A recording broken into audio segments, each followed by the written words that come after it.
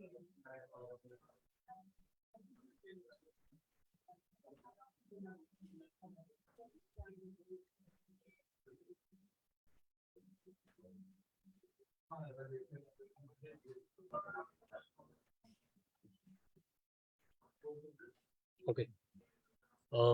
Good afternoon everyone.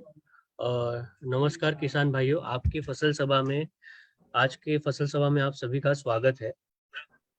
जिसमें आप अगर देखा जाए तो हर फ्राइडे को हम जो फसल सभा करते हैं, जिसमें हर क्रॉप के बारे में जो हम इंफॉर्मेशन आपको देते हैं, जो जानकारी आपको देते हैं, जिसमें आपको सभी तरीके की जो आपकी समस्याएं होती है, प्लस हमारे जितने भी नए नए जो जो क्रॉप स्पेशलिस्ट है जो उनके बारे में जो इनपुट देते हैं। तो ये हमारा जो फसल सभा जो प्लेटफॉर्म है, जिसपे हम दोनों भी जो कंपनी और अपने जो किसान भाई है वो जुड़े हुए हैं। तो आप सभी का मैं इस फसल सभा में आप सबका मैं स्वागत करता हूँ। आज के फसल सभा में अगर देखा जाए तो हम बात करने वाले हैं ग्रेप्स के ऊपर। ओके, अंगूर, जिसमें आप देख सकते हो कि महाराष्ट्र के जो हमारे जो स्पेशलिस्ट है जो हीरामन भालेराव, वो आज का प्रेजेंटेशन देंगे।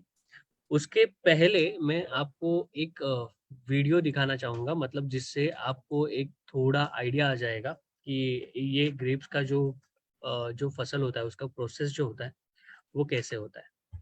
ओके, सो बस 2 मिनट दे दीजिए।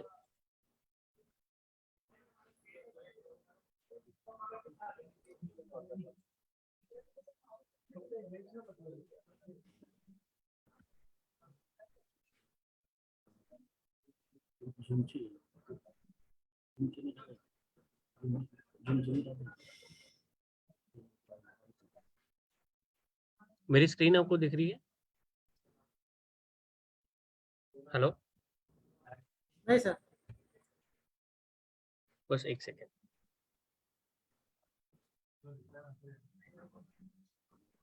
Okay,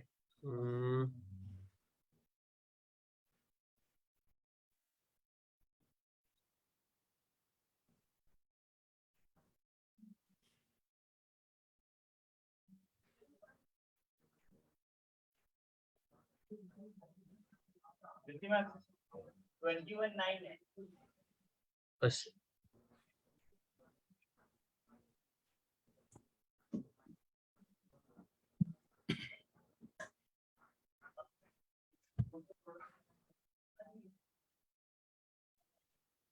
okay.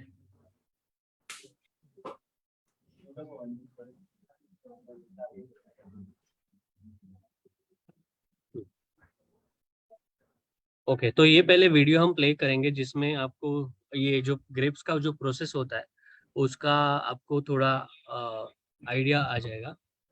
ओके,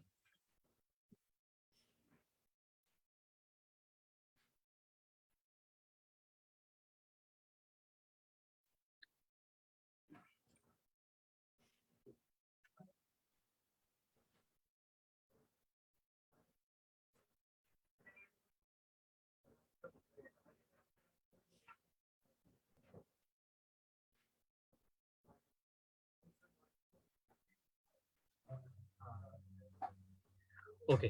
अभी इसमें आपने जो छोटा प्रोसेस देखा तो उसके बारे में जितनी भी जानकारी है, हर स्टेज वाइज हर क्रॉप की जितनी भी समस्या है उसके उसका जो प्रेजेंटेशन हमारे जो एरिस प्रो टीम के जो मेंबर है हीरामन भालेराव वो आपको देंगे। हीरामन भालेराव, मैं आपको रिक्वेस्ट करता हूँ कि प्लीज प्रेजेंटेशन स्टार्ट कीजिएगा, और उसके बाद प्रेजेंटेशन खत्म होने के बाद हम जो क्वेश्चंस जो आपके रहेंगे, जो भी सवाल रहेंगे, आप हमें कमेंट बॉक्स पे टाइप करके भेज सकते हो या मैसेंजर पे मैसेज करके। तो उसका जो सॉल्यूशन रहेगा जो हमारे प्रो टीम के मेंबर है वो आपको दे देंगे। तो हीरामन जी प्लीज कंटिन्यू। जी जी जी, सभी किसान भाइयों को मेरा नमस्ते। मैं Hiraman Bhalerao Aries agro limited Mumbai Nashik से बात कर रहा हूँ मैं। आज जो अपन जो सेशन है, ये क्रॉप जो चॉइस किया है अपन ने, जिस क्रॉप के बारे में अपन बात करने वाले वो क्रॉप है ग्रेप्स। ग्रेप्स यानी अंगूर। तो अंगूर का आज सबसे पहले अपन अंगूर का थोड़ा हिस्ट्री जान लेते हैं, या अंगूर आया कहाँ से या कहाँ होता है। तो सबसे पहले अंगूर जो है रशिया में शुरू हुआ, और रशिया से भारत में आने के लिए उसको इराक और ईरान जो है, रशिया से इराक, ईरान और अफगानिस्तान, और उसके बाद में भारत में अंगूर आया है। तो सबसे ज्यादा अपन वर्ल्ड वाइज में, अगर पूरे वर्ल्ड में ग्रेप्स कहाँ होते हैं उसका अगर सोचेंगे तो ऑल इंडिया में इटली, स्पेन, फ्रांस, अमेरिका, तुर्किस्तान, ग्रीस, ईरान, दक्षिण अफ्रीका, अफगानिस्तान, या ग्रेप्स की फार्मिंग होती है। अपन इंडिया का अगर सोचते हैं भारत में कहाँ होता है, तो भारत में महाराष्ट्र, कर्नाटका, केरला, तमिलनाडु, आंध्र प्रदेश और हरियाणा, इन राज्यों में अलग अलग वैरायटी और अलग अलग सिस्टम में अंगूर की खेती की जाती है। तो नासिक का सरासर या महाराष्ट्र का जो अगर सोचते हैं तो महाराष्ट्र में नासिक, पुणे, औरंगाबाद, सातारा, सांगली, संभाजीनगर, बीड, जालना और लातूर में अंगूर की खेती होती है।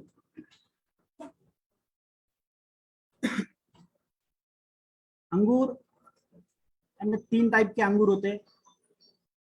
और जितने भी अंगूर की खेती की जाती है पूरे वर्ल्ड में, उसमें 80% अंगूर वाइन और अलग अलग सिरप या केमिकल दवाई में इस्तेमाल किया जाता है। बचा 20% में 10% अंगूर जो खाने के लिए यूज होता है, और 10% ड्राई फ्रूट यानी किशमिश बनाने के लिए यूज होता है। अगर अंगूर की जो वैरायटी जो है या खाने की, वाइन के लिए और किशमिश के लिए, सबसे पहले अपन खाने का जो अंगूर है उसकी वैरायटी के बारे में अगर सोचते हैं तो उसमें 2 कलर की वैरायटी होती है। उसमें एक व्हाइट वाला आता है और एक रेड और ब्लैक वैरायटी आती है। तो उसमें वैरायटी में ज्यादातर महाराष्ट्र में Sonaka, Manik Chaman, Thompson seedless, RK, SSN, Anushka, Tas एक गणेश, सुधाकर सीडलेस, ये व्हाइट अंगूर डोमेस्टिक मार्केट और एक्सपोर्ट मार्केट में ज्यादातर चलती है। और रेड और ब्लैक की जो अगर सोचते हैं तो शरद सीडलेस, मामा जंबो, क्रिम्सन और फ्लेम सीडलेस, ये वैरायटी चलती है। उसके बाद में अगर वाइन के बारे में अपन सोचते हैं तो वाइन में भी अलग अलग वैरायटी आती है। वाइन की जो वैरायटी है, सियोनियन ब्लैक, सीनियंस ब्लैक, कैबरनेट, सिराज, नीलो और अलग अलग सी वैरायटी आती है। और तीसरा है अपना किशमिश यानी बेदाना, उसमें सोना का सीडलेस, गणेश सीडलेस, ये वैरायटी आती है।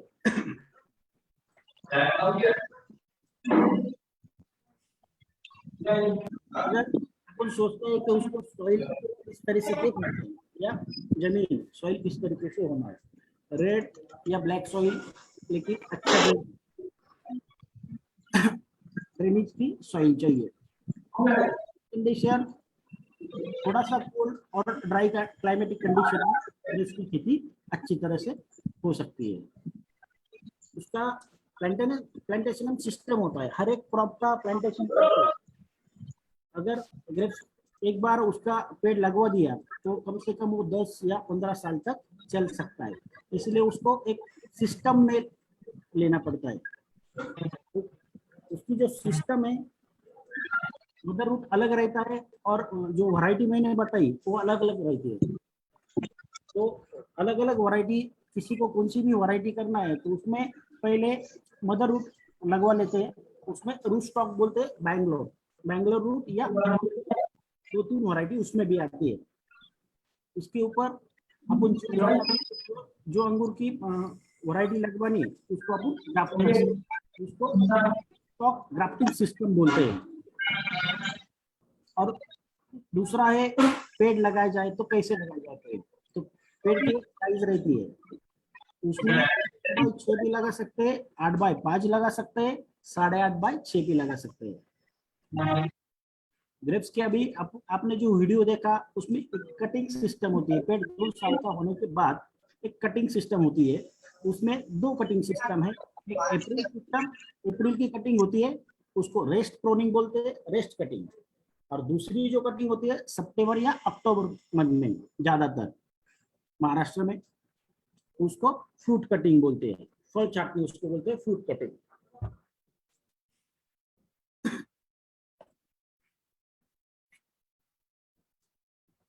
ग्रेप्स में कटिंग होने के बाद जब अपन उसको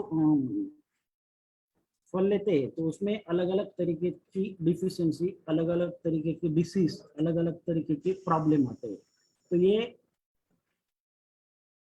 चार्ट दिखाया है, जो डिफिशियंसी चार्ट दिखाया है। Next slide sir.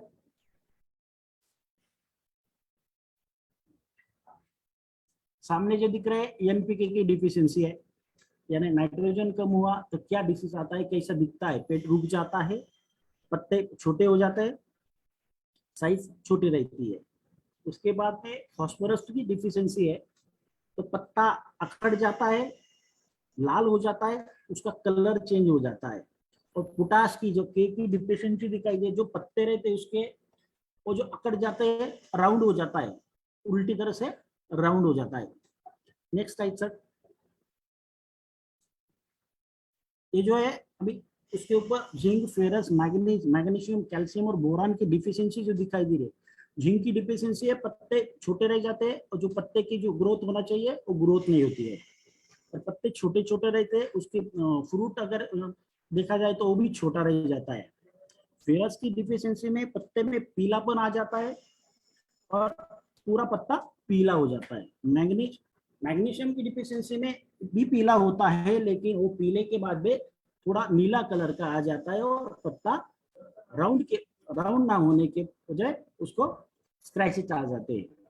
उसके बाद में जो मैग्नीशियम की डिफिशियंसी है वो पत्ते के पूरे यानी आजू बाजू से उसकी जो डंडी होती है, उसकी जो लेंथ होती है, वो धीरे धीरे धीरे धीरे पत्ते के डंडी के ऊपर पीला पड़ना शुरू हो जाता है। कैल्शियम की डिफिशियंसी के बारे में अगर बात करें तो पत्ते के ऊपर कैल्शियम की, पत्ती की ग्रोथ यानी उसकी डंडी की ग्रोथ नहीं होती, लेकिन ज्यादातर कैल्शियम डिफिशियंसी फ्रूट के ऊपर ज्यादा दिखती है। तो फ्रूट अकड़ जाता है और क्लाइमेटिक कंडीशन में, धूप में, जिसको सनबर्निंग बोलते हैं, या पत्ता जो फ्रूट की जो दाना होता है वो काला पड़ जाना, सूख जाना या ड्रॉपिंग हो जाना। उसके बाद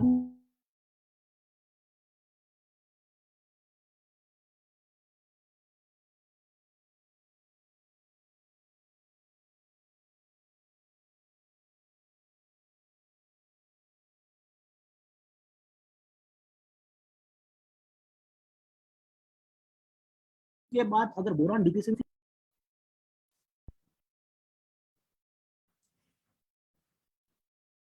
उसके बाद में कॉपर, सल्फर और मोलिब्डेनम।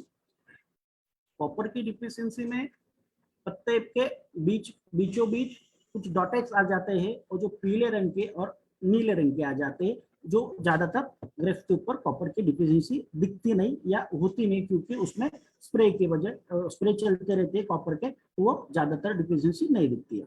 सल्फर का भी पत्ता थोड़ा पीला हो जाता है और बाजू की तरह मुड़ जाता है। मोलिब्डेनम की डिफिशियंसी दाने के ऊपर भी दिखती है और पत्ते के ऊपर भी दिखती है। मोलिब्डेनम सीटिंग में अच्छा काम करता है, और जो सीटिंग के जो दाने दिखाए, एक तरीके की सीटिंग या ड्रॉपिंग, उसमें मोलिब्डेनम का काफी अच्छा रोल रहता है। और पत्ते के ऊपर जो साइड की जो उसकी डंडी, जो पत्ता दिखा है उसमें साइड से जो कडलिंग हो जाती है उसको कडलिंग बोलते हैं। नेक्स्ट साइड का। अभी ग्रेप्स के ऊपर जो कटिंग करते हैं, जो अप्रैल कटिंग देखी, उसके बाद में जो अक्टूबर नवंबर जो कटिंग होती है, या सितंबर अक्टूबर की फ्रूट कटिंग होती है, तो उस पे downy mildew, powdery mildew, mealybugs, thrips, blights, anthracnose, ये सब उसके ऊपर डिसीज है। तो कुछ फंगल, थ्रिप्स, फंगल भी अच्छा है, मिलीबग्स और डाउनी मिल्ड्यू, पाउडर मिल्ड्यू, उसके ऊपर ध्यान देना पड़ता है। नेक्स्ट टाइप उसकी जो कटिंग होती है, तो हमने कुछ डोजेस उसके ऊपर डिसाइड किए। तो डोजेस डिसाइड करने के, ऐसा जो कटिंग करते हैं उसके बिफोर, यानी अक्टूबर में करना है या सितंबर में जो कटिंग करते हैं उसके बिफोर कम से कम एक 10 से 15 दिन पहले अर्गोप्रॉप 200 केजी, अर्गोपोटैश 100 केजी, एरिज कोम्बो किट 40 की 40 या 50 केजी। सिंगल सुपर फॉस्फेट आता है SSP वो 200। SOP जो पोटास आता है उसमें हमने ज्यादा ऐड किया है, जो 25 या 50 किलो दे सकते हैं। और एरिच एमिसोल 15 से 20 किलो अपन बेसल डोज में दे सकते हैं। अगर किसी वजह से कुछ अभी इस साल के बारे में बात करें तो अभी कटिंग का टाइम आ चुका है और बारिश कंटिन्यू चल रहा है, तो कभी कभार होता है कि डोज नहीं दे सकते। तो डोज अगर रह जाए, बेसल डोज नहीं दे सके और आपको डिफिशियंसी नहीं दिखना चाहिए, प्लेट हेल्दी होना चाहिए, तो इसके वजह से सेकंड ऑप्शन अपन ने दिया है यहाँ पे, जो ड्रिप इरिगेशन सिस्टम से दे सकते हैं बारिश खुलने के बाद या कटिंग होने के बाद 10 दिन। उसमें चैलामीन 500 ग्राम, फेरोकेयर 500 ग्राम, चैलामैक 500 ग्राम, रिच पोटाबुर जो आता है 1 किलो, एमेंचल 500 ग्राम और मरीना गोल्ड 300 ग्राम। ये पूरा इकट्ठा करके एक एक करके अपन ड्रिप इरिगेशन से दे सकते हैं अगर ऊपर का नहीं हुआ तो। और उसके बावजूद भी अगर कभी कभी ऐसा हो जाता है कि बारिश आ जाती है तो न्यूट्रिशन माइनस हो जाते हैं, तो जैसे जैसे अंगूर में तो ये एक सिस्टम चलता है कि उसके बाद कभी डिफिशियंसी दिखी तो उसका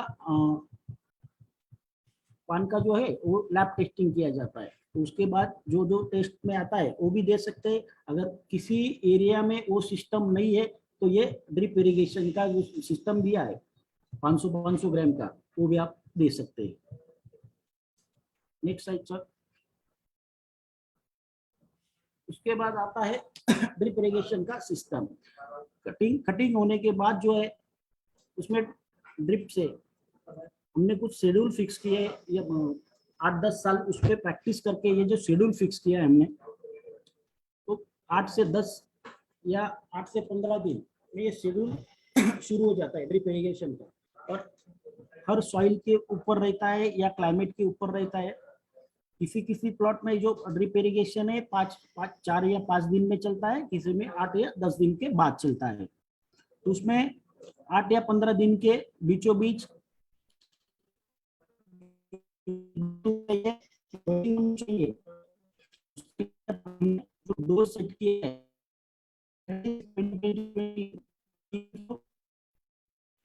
चलामीन 500 ग्राम, फेरोकेयर 500 ग्राम, चलामैक 500 ग्राम, ये दे सकते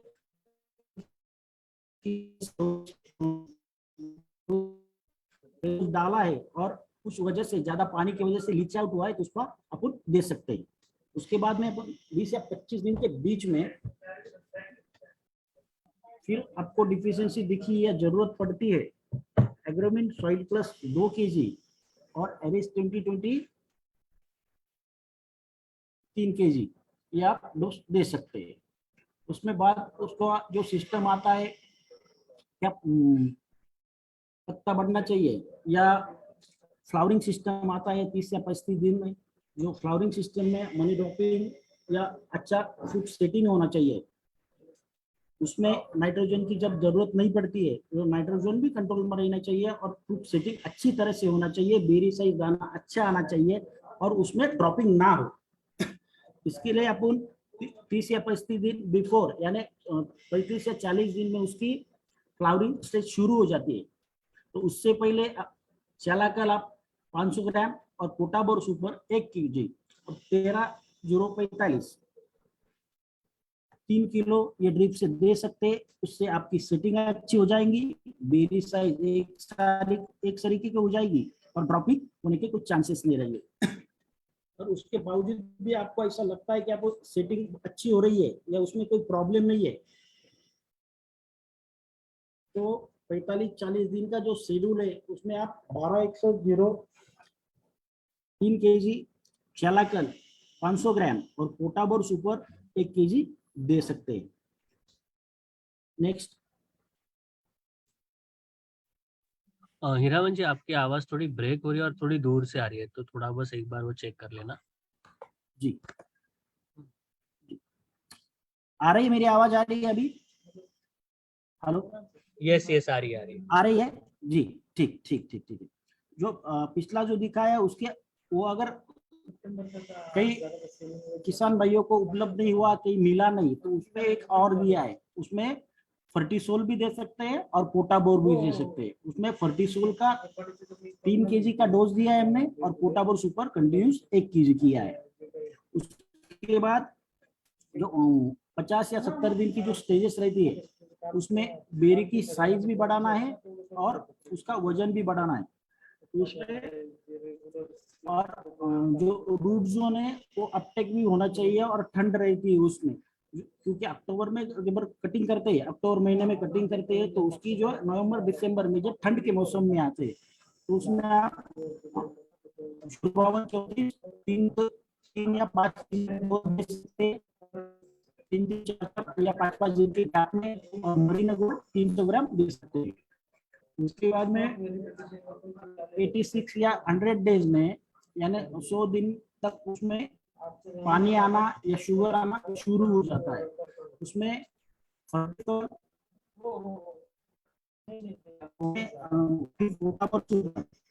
और मरीना गोल्ड, अगर पोटाबोर सुपर नहीं रहा या कुछ तो उसमें 0.050 भी आप डाल सकते हैं। तो फर्टिसोल का डोज कंटिन्यूसली 3 kg और पोटाबोर सुपर है तो 1 kg दे सकते हैं, या 0.050 है या 3 किलो दे सकते हैं। उसमें मरीना गोल्ड का डोज है कंटिन्यूसली 300 ग्राम का किया है। नेक्स्ट,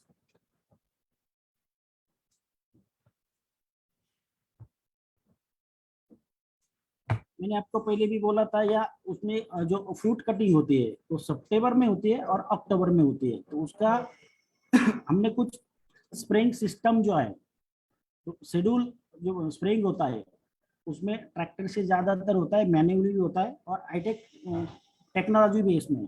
तो हमने पर एकड़ या 200 लीटर पानी को कितना डोज लेना चाहिए, ये जो चार्ट है जो हमने फिट किया है तो वो 200 लीटर पानी को है। ये बात पहले समझ लिए, किसी किसी सिस्टम में अरे 1 एकड़ को 200 लीटर 300 लीटर और 400 लीटर भी पानी लगता है। हमने ये जो शेड्यूल फिट किया है वो 200 लीटर पानी को किया है। जो डिसीज देखे पहले अंथ्रेक्नोज के जंतुमानस, जो कटिंग होती है, जो कटिंग से पहले उसके जो पत्ते होते हैं, पत्ते के ऊपर बारिश में बहुत सारे डिसीज होते हैं, यानी बैक्टीरियल और जंतुमानस अंथ्रेक्स।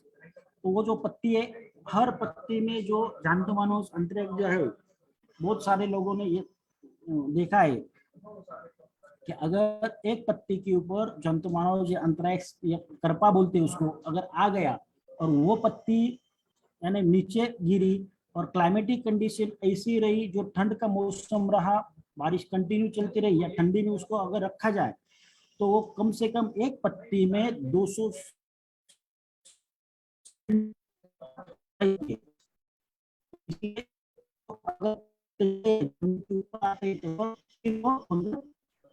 एक्टिव जाते हैं और उसके बाद में अपने को फिर काम करना पड़ता है।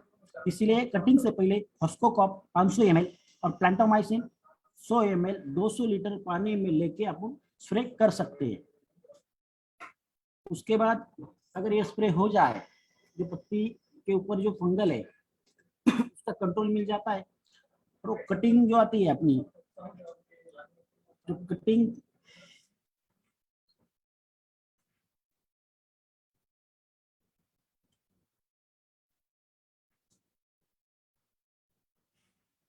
जो कटिंग आती है उसमें एक पेस्ट लगाया जाता है। आपने जो वीडियो में देखा है, जो कटिंग जो होती है उसके कटिंग होने के बाद 1 दिन बाद उसको जो बड बोलते हैं उसको स्पाउंडिंग, जो बड आना चाहिए, स्पाउंड होना चाहिए, तो उसके लिए हाइड्रोजन साइनामाइड का पेस्ट किया जाता है। ज्यादातर वो डंडी को पेस्ट लगाते हैं, कुछ कुछ एरिया में पेस्ट का भी अभी ट्रायल शुरू है, पेस्ट भी करवाते हैं कुछ कुछ, लेकिन ज्यादातर 80% अब तक पेस्ट लगवाना, मैन्युअली पेस्ट लगाते हैं। उसमें हाइड्रोजन साइनामाइड एक केमिकल आता है, उसका यूज होता है। वो उसका जो है 22 या 25 लीटर पानी में होता है। ये हाइड्रोजन साइनामाइड का 200 लीटर में नहीं होता। ये 22 लीटर या 25 लीटर पानी में उसको 1 लीटर डलवाना है। उसके बाद में अपना HD 13-045 200 ग्राम वो 22-25 लीटर पानी को, और एरिस्टोटल 100 ml, ये 25 लीटर पानी बनाना है इसमें, और उसको डंडी के ऊपर पेस्ट करते हैं। पेस्ट होने के बाद कम से कम 10, 12 या 15 दिन, जैसे जैसे क्लाइमेटिक कंडीशन रही, ज्यादातर 8-10 दिन के बाद वो जो ओपन होना शुरू हो जाता है। ओपन ओपन जैसे जैसे होता है तो उसके ऊपर फंगल या अटैक हो जाता है, डाउन मिल्ड्यू, पाउडर मिल्ड्यू, जो स्लाइड में देखा है। तो प्रिवेंटिव में अपन फिर 10 दिन के बाद अच्छा खासा ओपन होने ओपन हो जाता है। 10 दिन के बाद 12 या 15 दिन लगते हैं, लेकिन 10 दिन में अच्छा ओपन हो जाता है। तो उसमें फिर चैलाकॉप 100 ग्राम और प्लांटामाइसिन 100 ग्राम, ये 200 लीटर पानी में डाल के आपको स्प्रे करवाना है। 12 या 15 दिन का जो स्टेज रहता है तो बंच जो है बिल्कुल छोटा, यानी गेहूं का जो दाना रहता है इतना बड़ा, इतना छोटा रहता है बंच, तो आपको दिखता है। जब खुले आंख से वो बंच दिख जाए, वो जो पोगा सिस्टम बोलते हैं, 5 मनी का घोला रहता है और उसके अंदर में जो बंच रहता है, जो गेहूं का दाना रहता है इतना छोटा रहता है, तो बड़ा बड़ा हो जाता है। तो वो तंदुरुस्त करने के लिए, हेल्दी करने के लिए या बड़ा करने के लिए, उसको अच्छा तरीके से बाहर निकालने के लिए, तब अपने को नाइट्रोजन की बिल्कुल जरूरत नहीं रहती। नाइट्रोजन जाए तो उसमें वो फेल हो जाता है, निगल जाता है, उसमें बाली बाली पे सिस्टम जाता है, उसमें बाली जो रहती है उसके ऊपर जाता है या बिखर जाता है। तो अच्छा खासा बंच या चौड़ा बंच, जाड़ा बंच अपने को अगर निकालना है तो उसके लिए अपन मरीनो गोल्ड या मरीनो लिक्विड आता है अपना, मरीनो गोल्ड अगर आपके पास है तो 125 ग्राम ले सकते हैं, और लिक्विड है तो उसमें आप 300 ml ले सकते हैं। उसमें SD 05234 200 ग्राम, ये जो स्प्रे, वो ये स्प्रे करने के बाद जो अपना बंच जो है तो अच्छा खासा बाहर आ जाता है और तंदुरुस्त आता है। उसके बाद आपने स्प्रे भी किया, अगर लगा क्लाइमेट खराब है या अप्रैल में कुछ फॉल्ट हुआ है, जो बंच अच्छा नहीं दिख रहा है या कुछ बंच गिनने चुनने पड़ते हैं, 100 बंच होते हैं पेड़ के ऊपर या 80 बंच होते हैं, लेकिन आपको रखना है जो अच्छी क्वालिटी के लिए कुछ गिने चुने बंच रखना पड़ते हैं। ज्यादातर एक्सपोर्ट में 30-35 बंच के ऊपर काम चलता है, लेकिन 100 बंच है, लेकिन बंच कौन सा अच्छा है, बड़ा है, वो समझ में नहीं आता। अगर ऐसा प्रॉब्लम आ रहा है तो फिर आप 14 या 15वें दिन में एरिस्टोटल 250 ml और चलामैक 250 ग्राम, ये दोनों का अगर आप छिड़काव करते हैं तो काफी अच्छा रिजल्ट आ जाता है। बंच बड़ा हो जाता है और आपको जो बंच निकालने उसमें बहुत आसानी हो जाती है कि अच्छे अच्छे बंच 30-35-40 बंच जो रखना है, उसमें आपको खुले आंखों से दिखता है कि ये बंच मुझे रखना है और ये छोटा है तो उसमें निकाल देना है। नेक्स्ट।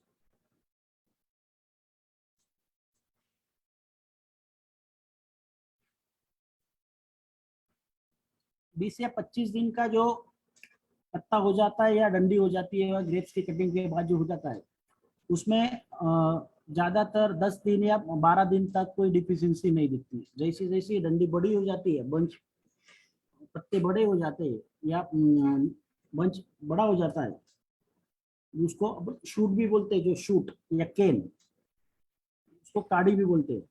तो बड़ा हो जाता है, पत्ता ग्रीन हो जाता है, बड़ा हो जाता है, लेकिन उसके बाद जैसे जैसे बड़ा होने के बाद उसको जो अंदरूनी ताकत लगती है, जो न्यूट्रिशन लगता है, उसको खुद को भी बढ़ाना है, बंच को भी बढ़ाना है। उसके ऊपर अगर कोई डिफिशियंसी दिखती है, पत्ता छोटा दिखता है या बंच साइज दिखती नहीं है, या शूट जो है उसका जो ग्रोथ नहीं कर रहा है, उसके ऊपर आप उन जिसके पास अगर एग्रीप्रो दे सकते हैं, एग्रीमिन गोल्ड है तो एग्रीमिन गोल्ड भी दे सकते हैं। और जो शूट है उसकी ग्रोथ, यानी एक शूट को कम से कम साइंटिफिकली अच्छा खासा एवरेज चाहिए, शुगर चाहिए, अच्छा खासा बंच यानी क्वालिटी तैयार होना चाहिए, कि कम से कम एक शूट को कम से कम 15 या 20 पत्ती होनी चाहिए उसके ऊपर। तो ठंड का मौसम लगने के बाद भी कभी कभी शूट में इतने पत्ते नहीं आते, तो आने के लिए ये पत्ते आना चाहिए, वहाँ अपन नाइट्रोजन दे सकते हैं, नीचे से भी दे सकते हैं, स्प्रे के ऊपर भी।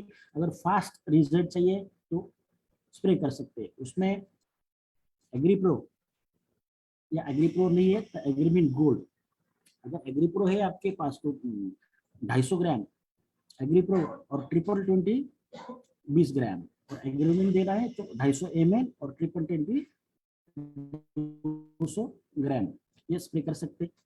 उसके बाद उसका एक जो बंच होता है, वो बंच की लेंथ बढ़ाने के लिए जो लेंथ होनी चाहिए वो छोटी रहती है, उसकी लेंथ बढ़ाने के लिए ज्यादातर डिपिंग सिस्टम चलता है।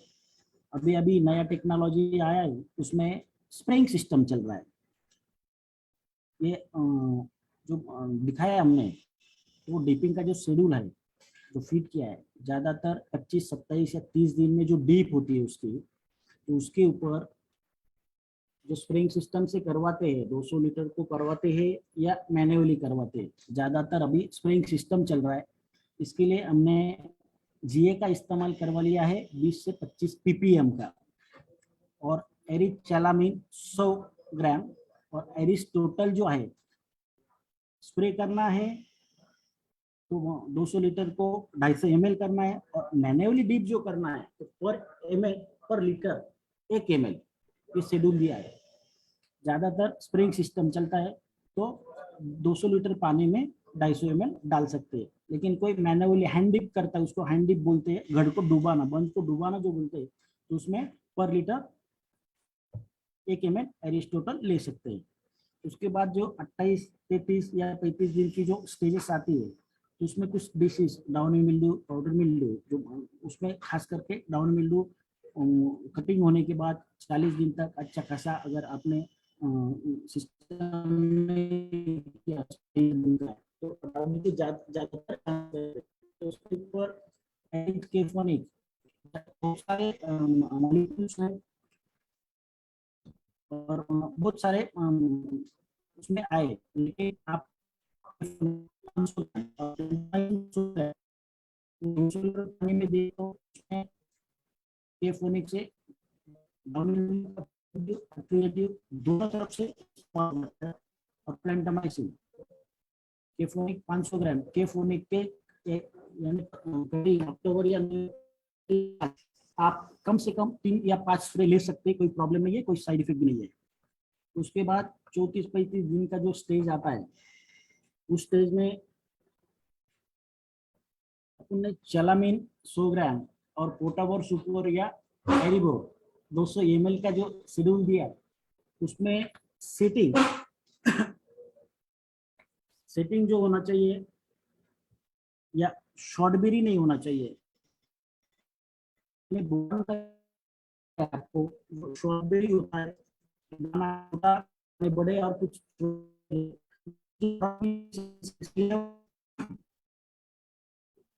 पोटाशो सुपर ले सकते हैं, उसमें से पोटास और बोरॉन जाएगा, या एरिबोर भी ले सकते हैं चालामिन के साथ में।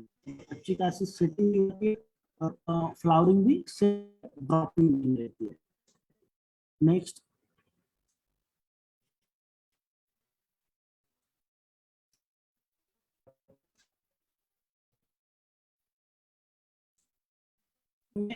कभी कभी हीरामन जी, आपकी आवाज ब्रेक हो रही है और दूर से आ रही है। आ रही है आवाज? अभी आ रही है आवाज? हेलो सर, करेक्ट, आ रही है, आ रही है, आ रही है। आ रही ना? हाँ जी जी जी जी जी। उसके बाद उसमें अंगूर की 3 या 4 डीप सिस्टम होती है। डिपिंग सिस्टम स्प्रिंग सिस्टम में चलता है।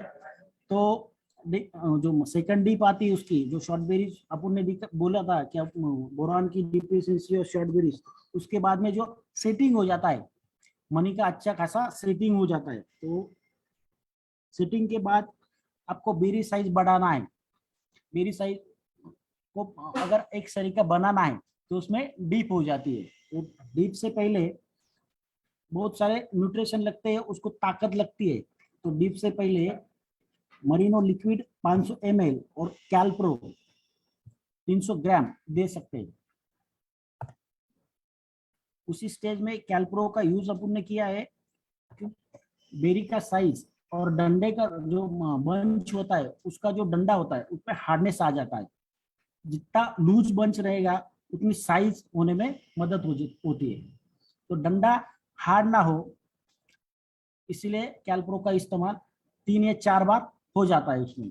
तो डिपिंग जो होती है, तो डिपिंग जीए जो देते या और कोई केमिकल देते इसमें, अपना पराक्रम भी देते, तो जितना भी हार्मोन देते या जीए देते जिब्रेलिक एसिड अगर बढ़ जाता है, ज्यादा ज्यादा दे देते तो उसमें हार्डनेस आता है, इसलिए सेकंड डिप से पहले आप कैलप्रो का एक्सरे करवा लीजिए।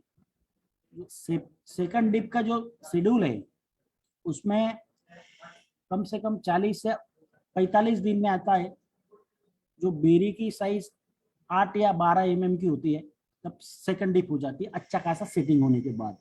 उसमें जिब्रेलिक एसिड 40 या 50 ppm, चलामीन 250 ग्राम, चलाकल 100 ग्राम, और उसमें हाइड्रोप्रो गोल्ड है वो 1 लीटर, और पराक्रम जो सीपीपी और 600 मिली, ये पर एकड़ का डोज है।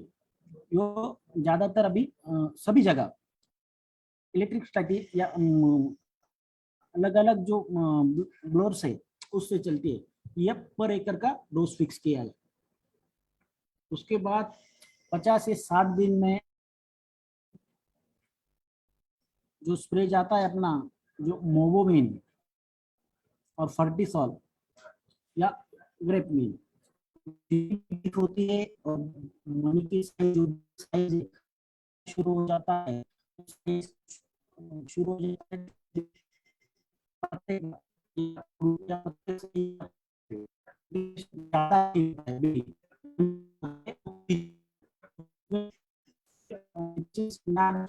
उसमें कोई मेरी साइड अच्छा तरीके से ग्रो हो जाए, इसीलिए या क्योंकि उस टाइम बहुत सारी एनर्जी पृथ्वी खर्च हो जाती है। उसके बाद में जो तीसरा डीप आता है उसको ज्यादातर एरिया में रिवर्स डीप बोलते हैं या तीसरा डीप बोलते हैं, लास्ट डीप बोलते हैं।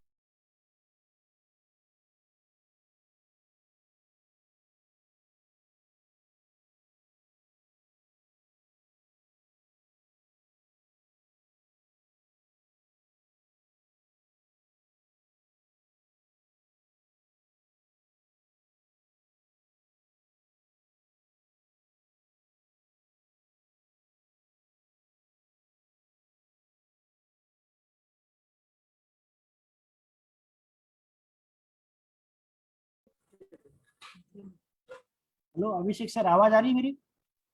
हेलो आप डिस्कनेक्ट हुए थे ना, आ रही है अभी आवाज आ रही अभी आ रही है ना?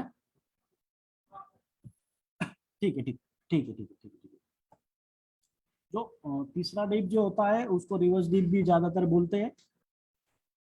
उसमें जिब्रेलिक एसिड 30 या 40 ppm ले सकते हैं। चलामीन और चलाकल का कॉम्बिनेशन वहां दिया है, और हाइड्रोप्रो और पराक्रम।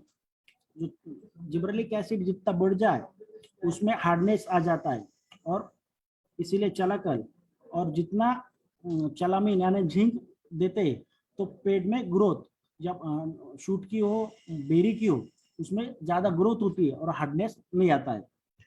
और हाइड्रोप्रो गोल्ड और पराक्रम जो साइज सिस्टम है, बेरी साइज आपको अगर एक्सपोर्ट मार्केट में देना है या डोमेस्टिक मार्केट में भी देना है तो कम से कम कुछ कंट्री साइज है कि एक बेरी साइज है जो फिक्स किया है। ये का बेरी साइज ज्यादातर अच्छा क्वालिटी का ग्रेप्स होने के लिए या अच्छा एक्सपोर्ट के लिए कम से कम 16 या 18 पर बेरी साइज ये फिक्स किया है बहुत सारे कंट्री में।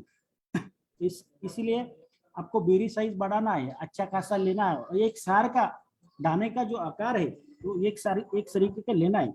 इसीलिए और कीपिंग क्वालिटी, उसमें हार्वेस्ट के बाद कीपिंग क्वालिटी जो लस्टर होता है, इसीलिए चलामीन, चलाकल, हाइड्रोप्रो और पराक्रम और जिब्रेलिक एसिड ये कॉम्बिनेशन में आप रिवर्स डिप ले सकते हैं। पराक्रम एक अच्छा सीपीपी है अपना, उससे कीपिंग क्वालिटी और लस्टर बहुत अच्छे तरीके से आ जाता है, और बेरी साइज बढ़ाने में मदद करता है। उसमें उसके बाद जो 70 या 80 डेज की जो स्टेज आती है तो ये पूरा डिसीज आते हैं, थ्रिप्स, फंगल या यानी स्प्रे चलते हैं, बहुत सारे स्प्रेइंग होते हैं। कभी कभी किसान भाइयों से कुछ गलत हो जाता है तो एक्सपोर्ट के लिए या डोमेस्टिक मार्केट के लिए काम करते करते अगर कहीं फॉल्ट हो गया, कहीं चूक गया और बारीक या मनी के ऊपर जो बेरी रहती है उसके ऊपर छोटा मोटा दाग धब्बा दिखता है तो मार्केट में नहीं चलता है। अगर छोटा भी धब्बा हो, कुछ दिखता है तो उसमें वो धब्बा जाने के लिए, उसमें अच्छा खासा कोटिंग आने के लिए, लश्कर आने के लिए आप उसमें जिंक मैग का इस्तेमाल कर सकते हैं। बहुत सारा मैग्नीशियम ऑक्साइड का स्प्रिंग होता है तो आप हम एरिज की तरफ से जिंक और मैग्नीशियम ऑक्साइड का कॉम्बिनेशन देते हैं लिक्विड फार्मुलेशन में, उसका कोई दाग धब्बा नहीं आता है। उसके स्प्रिंग के बाद में जो भी दाग धब्बा आता है या कुछ दिखता है तो बिल्कुल यानी कम हो जाता है। 2 या 3 स्प्रे ले सकते। हमारे प्रैक्टिस में हमने 500 से लेके 750 ml 1 लीटर तक लिया है, लेकिन आप सेफ साइड से 500 या 750 ml कर सकते हैं। अगर जरूरत पड़ती है तो उसमें SD 13045 भी आप 200 ग्राम ले सकते हैं। नेक्स्ट,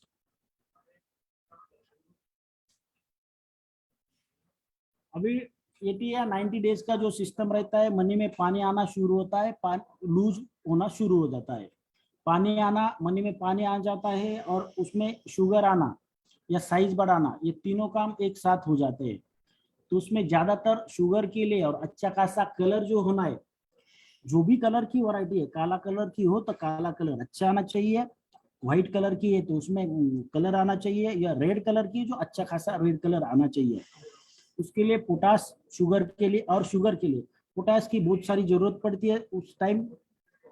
तब आप स्प्रे के ऊपर भी या फर्टिगेशन से फर्टिसोल 500 ग्राम और एरी पोटैश या एरीबोर जो भी है, वो फर्टिसोल के साथ में एरी पोटैश भी दे सकते हैं या एरीबोर भी दे सकते हैं। अगर नहीं है तो एरी पोटास और एरीबोर दोनों कॉम्बिनेशन में स्प्रे करवा सकते हैं, जो शुगर के लिए, कीपिंग क्वालिटी के लिए और पानी के लिए अच्छा खासा मदद करता है। ज्यादातर 90 या 100 डेज में फिर आप फर्टिसोल का इस्तेमाल कर सकते हैं 1 kg तक। पहले मैंने 90 डेज में दिया था 500 ग्राम। अभी जो उसकी ग्रोथ बढ़ जाती है, पत्ती जो है रफ हार्डनेस हो जाती है, तो ऑब्जर्व करने के लिए 1 किलो तक फर्टिसोल दे सकते हैं और पोटाश और सुपर 500 ग्राम दे सकते हैं।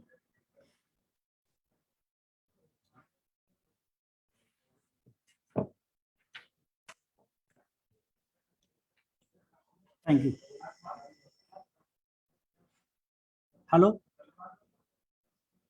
हेलो। हाँ हाँ सर, कोई अगर कोई बात अगर समझी नहीं है, मेरा आवाज बीच में ब्रेक हुआ था और कुछ बात मैंने समझाई है, वो अगर समझे नहीं, किसी को कोई क्वेश्चन है उसके बारे में आप पूछ सकते हैं। और क्वेश्चन से पहले सर एक बार अगर वीडियो ऑन करेंगे फिर उनको रिमाइंड हो जाएगा कि कौन से स्टेजेस में क्या क्या बोला था, तो उनके सवाल रहेंगे तो उसमें आसानी हो जाएंगी उनको पूछने में। ओके ओके ओके, तो हम एक काम करेंगे, पहले वीडियो एक बार प्ले करेंगे फिर से। जैसे आपने कहा कि उनको फिर से वो प्रोसेस देखने के बाद कुछ ना कुछ तो स्ट्राइक होगा ही, हाँ हाँ हाँ, जो तो वो एक क्लिक बार होगा। Video yes yes yes, sure sure. तो वो एक वीडियो एक बार मैं प्ले कर देता हूँ, बस 2 मिनट।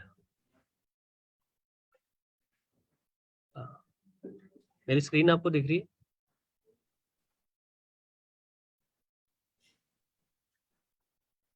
ओके, तो ये वीडियो हम प्ले करें।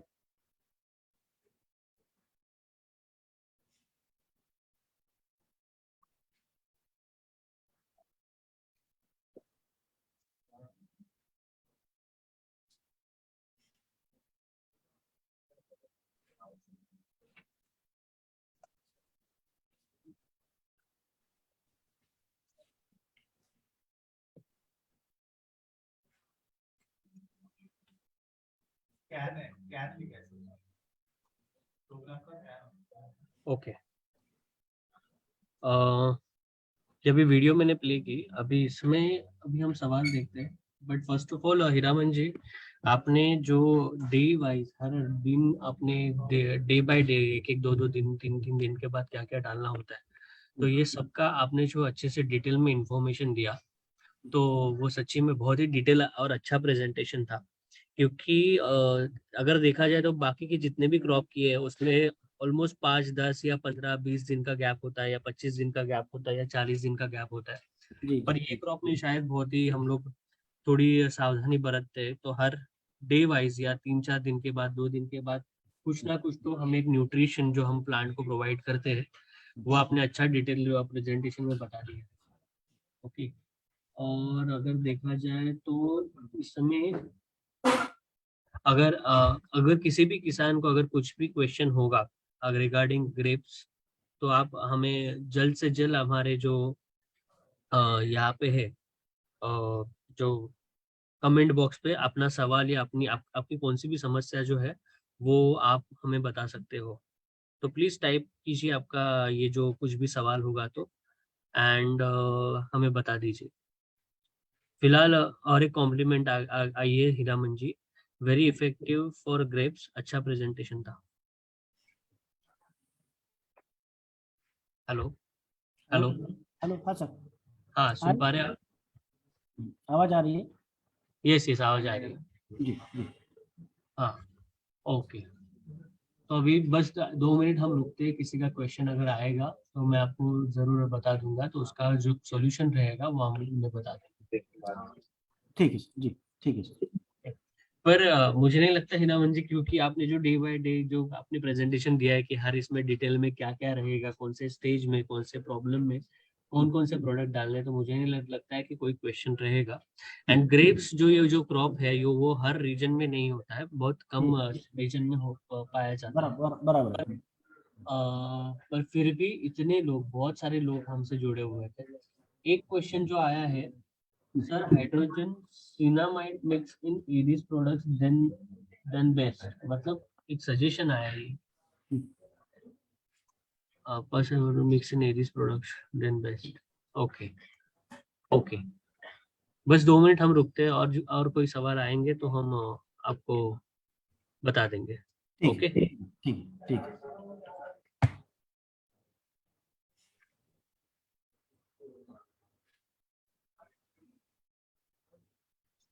बाकी आपके यहाँ पे हीरामन जी तब तक जब तक सवाल आते हैं, उसमें एचडी जो हमारा न्यू प्रोडक्ट हम लोगों ने जो लॉन्च किया है, तो उसमें आपके यहाँ पे क्या रिजल्ट है और ग्रेप पे उसका जो प्रभाव है वो कैसे चल रहा है? अभी ये फिलहाल जो दो कटिंग होती है, मैंने बोला है आपको, जो दो हम्म। कटिंग होती है, जो रेस्ट कटिंग ने हमने दिया था, जो एसजी 05234 हमने दिया था रेस्ट हम्म। कटिंग। हम्म। उसकी काफी अच्छे रिजल्ट है। बाकी ये अभी जो फ्रूट कटिंग है, अभी बच्ची है, हम्म। शुरुआत होगी अक्टूबर नवंबर या सितंबर में होती है, लेकिन फिलहाल पानी की वजह से जरा रुकी है अभी। ओके। हाँ, तो ग्रेस में भी ट्रायल्स कुछ लिया था पिछले साल, 13/045 का भी लिया था, 05234 का भी लिया था, तो काफी अच्छे रिजल्ट है। और कौन से भी स्टेज में यूज कर सकते हैं, जैसे जैसे जहां जहां आपको फॉस्फेट और पोटास की जरूरत पड़ती है, तो HD 05234 ग्रेस में कौन से भी स्टेज में ले सकते हैं।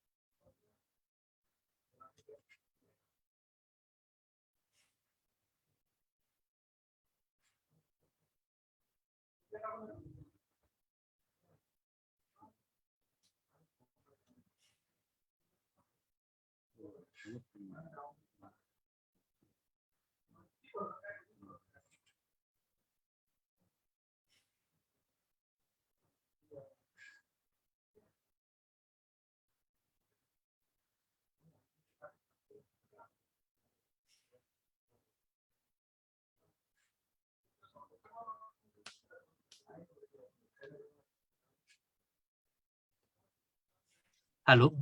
हेलो, मेरी आवाज आ रही है? आ रही आ रही आ रही। हाँ।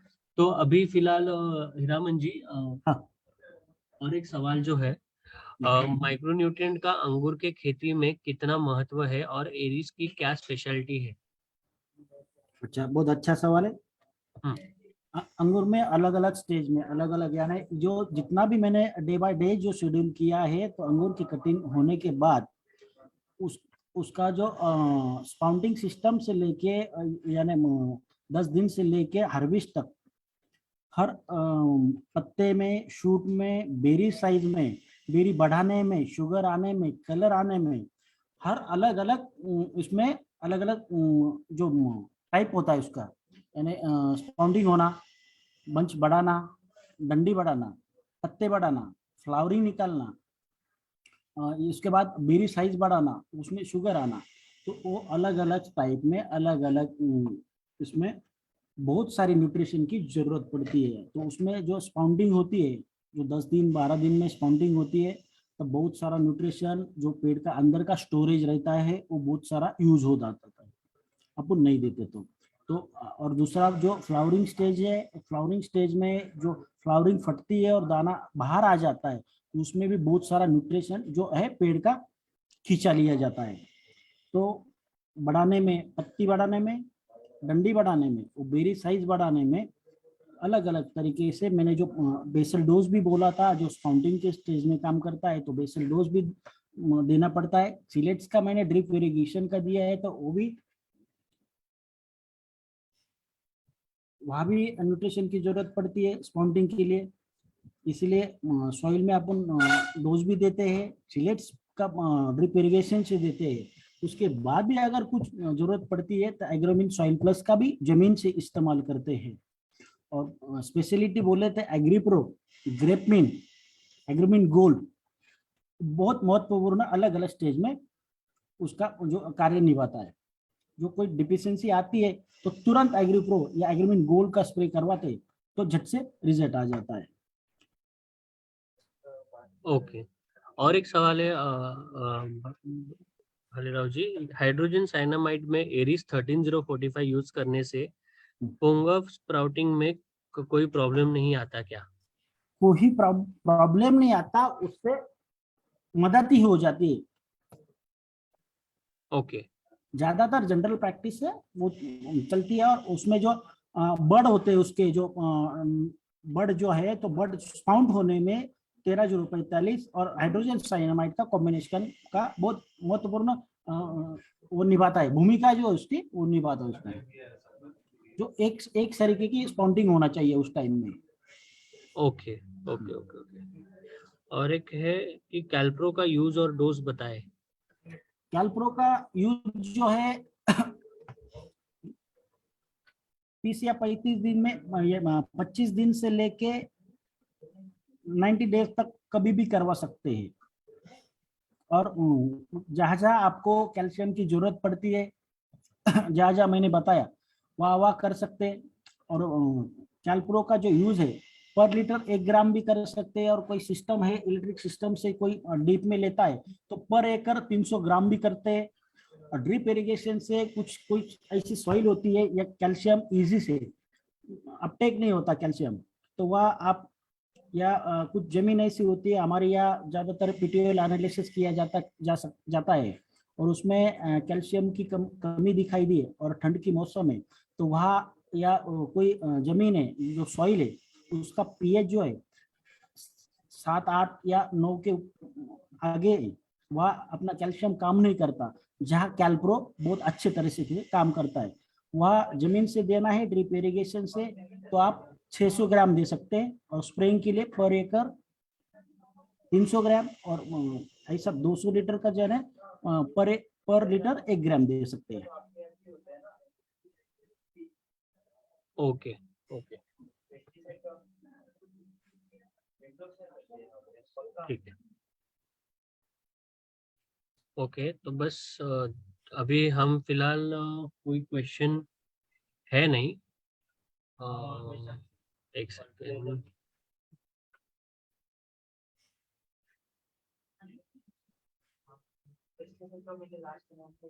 हाँ, तो अभी मैं फिलहाल जो हमारे कॉन्टेस्ट के बारे में और एक सॉरी हीरामन जी, और एक सवाल आया है जी ये लास्ट सवाल माना जाएगा। उसके बाद जितने भी सवाल है उसके हम ऑफलाइन आपको आंसर्स दे देंगे। तो ये सवाल है, ड्रीप मधून ॲग्रोमीन सॉइल प्लस कुठल्या स्टेज मध्ये द्यावे? ड्रीप से ॲग्रोमीन सॉइल प्लस कौन से स्टेज में देना चाहिए?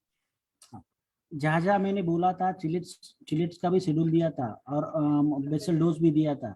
तो कभी कभी ऐसा लगता है कि अब आपको झट से झट रिजल्ट चाहिए, फास्ट रिजल्ट, और फास्ट रिजल्ट जब आपको चाहिए, यानी ग्रोथ बढ़ती है, मनी की ग्रोथ बढ़ती है या शूट बढ़ती है, वहाँ कोई डिफिशियंसी दिखती है, तो आपको कोई अवेलेबिलिटी नहीं हुई चिलेट्स की, या नहीं है, या डोज कुछ वजह से नहीं डाला है, तो आप 10 या 15 दिन में एक बार दे सकते हैं, बिफोर फ्लावरिंग में दे सकते हैं, आफ्टर डिपिंग में भी दे सकते हैं, यानी 4 बार, 4 या 5 बार उसको दे सकते हैं। एग्रोमीन सॉइल प्लस पर एकड़ 2 kg। Okay okay. और ड्रीप में कॉम्बिकेल और कैल्प्रो चलता है क्या? कॉम्बिकल और कैल्प्रो हाँ, कैल्प्रो। चलता है, लेकिन जरूरत नहीं है। कैल्प्रो में आप हम कैल्प्रो में कैल्शियम और अमीनो एसिड चिलेट्स देते हैं,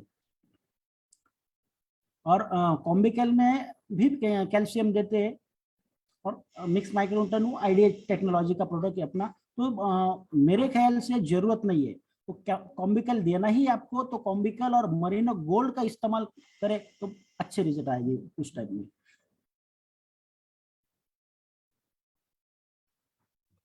ओके, ठीक है। थैंक यू हीरामन जी। जाते जाते ही बहुत सारे सवाल आ गए और उसका आपने सॉल्यूशन भी बता दिया है, और बहुत सारे सवाल आएंगे जैसे मैसेंजर थ्रू या कमेंट थ्रू सवाल जो आएंगे वो हम देख के, जो फार्मर्स है, जो किसान भाई है, उनको हम सॉल्यूशन दे देंगे। ओके, इसके बाद आगे बढ़ते हैं। जो हर फ्राइडे फसल सभा के बाद जो हम लोगों ने मिस कॉल कैंपेन के बारे में बताया था, जो HD लकी ड्रॉ कॉन्टेस्ट, जिसमें आपको बस मिस कॉल देना है और मिस कॉल देने के बाद आपको खुद को रजिस्टर करवाना है। तो 5 विजेताएं तो हो चुके हैं। तो 2 महाराष्ट्र के हैं, एक हरियाणा, एक साउथ और एक उत्तर प्रदेश के। अभी बाकी के जो 5 बचे, जिसमें को 2 जो बड़े लोग हैं उनको बाइक और बहुत सारे बड़े इनाम मिलने वाले हैं। तो उनका अभी हम लोग ये जो वीक का जो है ये हम ये करेंगे, अनाउंस करेंगे। तो जैसे मैंने प्रोसीजर कहा है कि मैं एक स्क्रीन शेयर करूंगा, वहां पे एक रैंडम नंबर जनरेट होगा, फिर वो नंबर जनरेट होने के बाद जो एक्सेल शीट में जो नंबर है उसके सामने जो नाम रहेगा वो आज का विनर रहेगा। तो मैं वो स्क्रीन शेयर करता हूँ आपके आपके यहाँ पे। प्लीज मुझे बता दीजिए कि आप स्क्रीन विजिबल है या नहीं। ओके, तो ये रही हमारी स्क्रीन। ओके, अभी इसमें मैं रैंडमाइज नंबर पे क्लिक करूंगा और उसके बाद मैं डायरेक्टली वो ओपन करूंगा अपनी एक्सेल शीट। वो नंबर जो मैच करेगा और उसके सामने जो नाम रहेगा वो आज का विजेता है। तो मैं, आपको क्या लगता है हीरामन जी की कौन से स्टेट का ये विनर होगा? हेलो। हाँ हीरामन जी, आपको क्या लगता है कौन से स्टेट का ये विनर होगा? मुझे तो लगता है महाराष्ट्र में निकलेगा। ओके ओके ओके, तो देखते हैं। ओके,